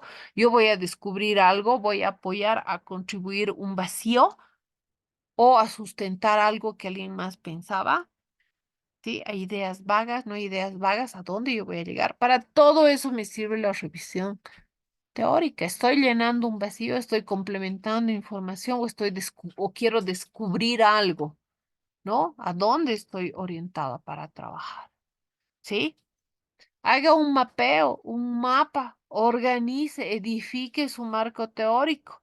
El método por índices que acabamos de ver, ¿sí? Hay dos métodos para hacer un marco teórico o hacer un mapa conceptual o hacer el método por índices, que es el que yo más le sugiero, porque de ahí directamente le sale el índice general, ¿no? Haga un índice general de esto es lo que quiero hacer en mi marco, esto, y ya, ¿no? Y no se sale de ahí, no se sale de ahí a no ser que realmente haya visualizado algo y se ha olvidado de colocar y lo coloca, ¿ya? ¿Cuántas referencias? La pregunta usual, ¿no? Eso va a depender del planteamiento. Miren, no les hablo de tesis. Hay artículos científicos que tienen más de 80 referencias. Artículos, ¿ya? Una tesina mayormente es 30. Una tesis doctoral entre 65, 120, 180. Mayormente, insisto, para mí todavía es una cadena que no suelta, pero es que es necesaria. No debería haber un número porque debería haber la cantidad de referencias que logren sustentar a los objetivos. ¿sí? Que le den sustento, que le den base. Y es decir, que si con 50 referencias yo le doy base y sustento a mi investigación, deberían ser suficientes. Pero si con 200 no es suficiente, deberían pedir más, ¿ya? Mientras más común es el problema, pues tengo mayor fuente de referenciación.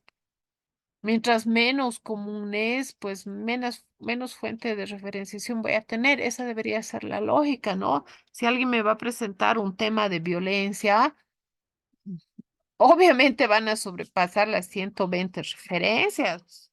Traerás más de 200.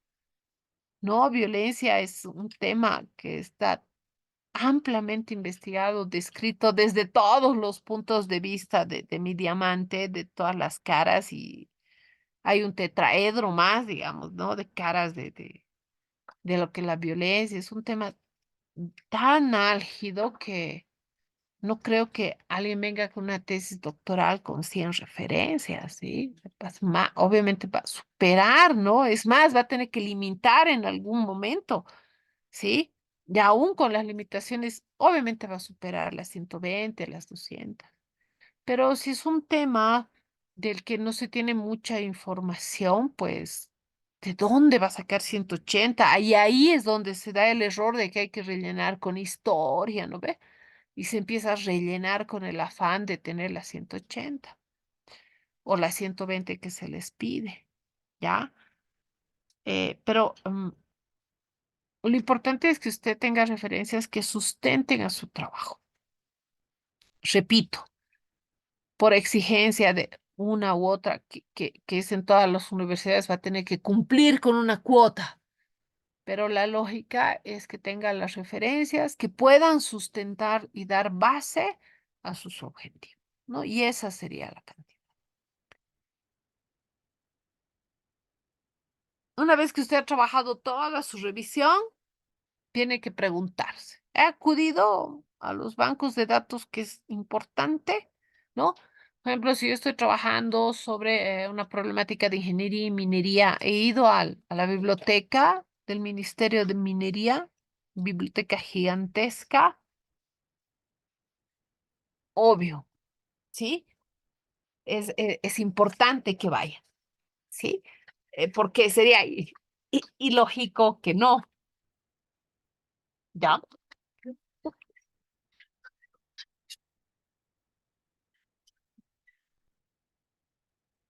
Ahora.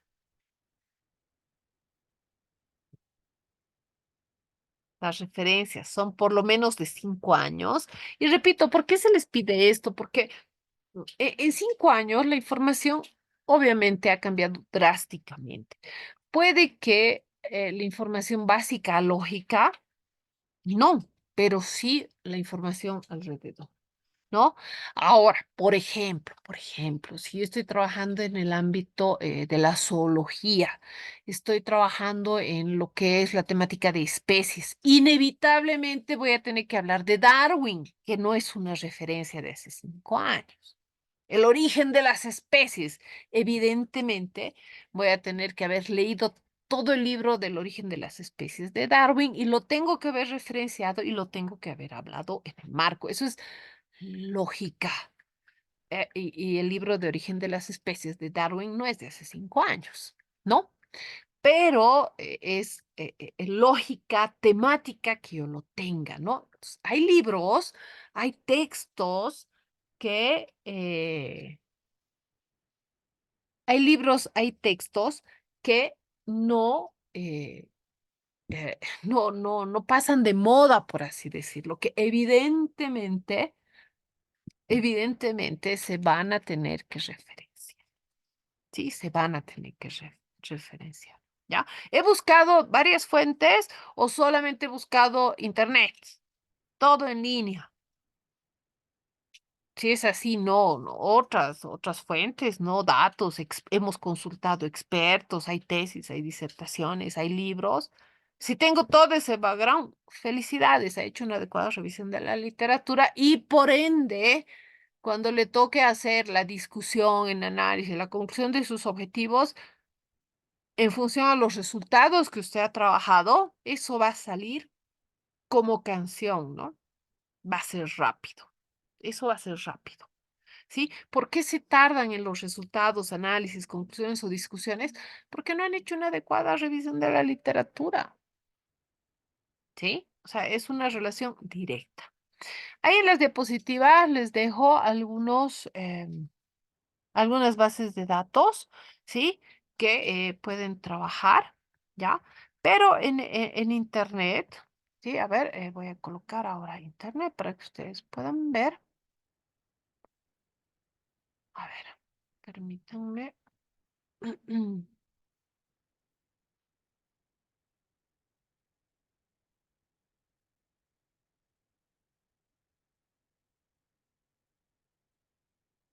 A ver, vamos a compartir. Si ustedes colocan en Internet, aquí está.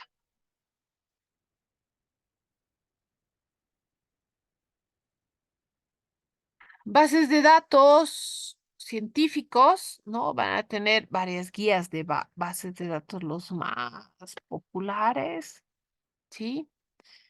Desde lo que es PubMed, por ejemplo, Web of Science, Google Scholar. En Google Scholar, por favor, no en Google, ¿ve? En Google Scholar. Hola, Scopus, Enago, ahí les van a tener varias cantidades de bases científicas más populares. Sí, las de Scopus también, revistas tecnológicas, bases de datos científicos, la Universidad de las Fuerzas Armadas, o sea, hay una gran cantidad de bases de datos eficientes, lo que es la Science, FECIT, ¿no? Hay específicos, pues, si usted es del campo. Aquí usted sí es del campo de educación, puede poner educación. ¿No? E incluso le va a salir educación financiera, etcétera, ¿no? Una clasificación. Le puede poner del campo del área de la salud, puede poner de la economía, ¿no? Del área de la ingeniería. O sea, ponga, ¿no? Bases de datos científicas de mi área, de salud, de enfermería, de ingeniería, de derecho, de administración, maestros, ¿no? O sea, biólogos. Hay una gran cantidad. Eh, océanos y océanos de información donde usted puede hacer la inmersión de la literatura. ¿Sí? Clave para trabajar al final. ¿Sí? No sé si hasta aquí alguien tiene alguna duda, pregunta. Los escucho.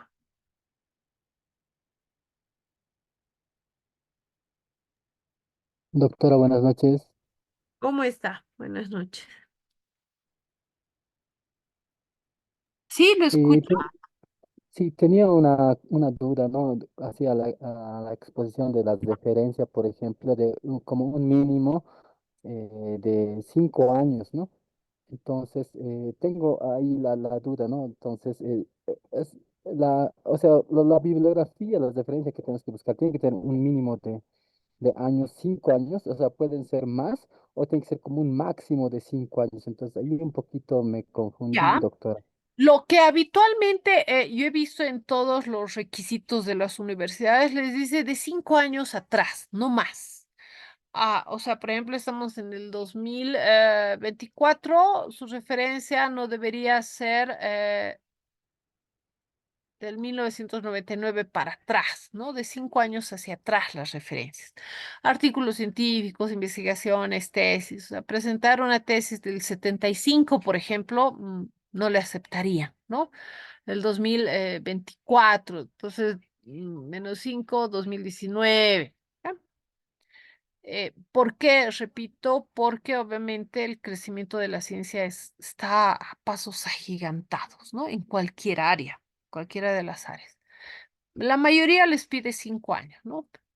Ahora, repito, hay libros, hay textos básicos de la literatura que ya son considerados de la literatura universal científica, como el ejemplo de Darwin que les daba, que no son de 5 años, son muchos años atrás, pero que sí son referentes importantes para la construcción teórica o deducción lógica de la teoría. ¿sí? Cuando se presenta eso, pues nadie le va, ningún tribunal le va a discutir y le va a decir, no, no use a Darwin, ¿no? Ah, no.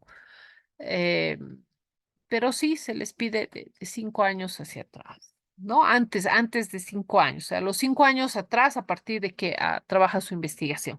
Más atrás ya no. Gracias, doctora. Ok, muy bien. Entonces, mire, ya estamos haciendo el análisis, toda la parte cuantitativa, poco a poco, que en muchos elementos, en el caso de la literatura, es válida también, ¿no? Para la parte cualitativa. Y ya, la próxima clase vamos a ir viendo ya los últimos elementos de análisis y de reflexión. Entonces, los estaría esperando el día jueves. Que les vaya muy bien. Nos vemos el día jueves. Vamos a hacer una pequeña dinámica el día jueves. ¿Sí?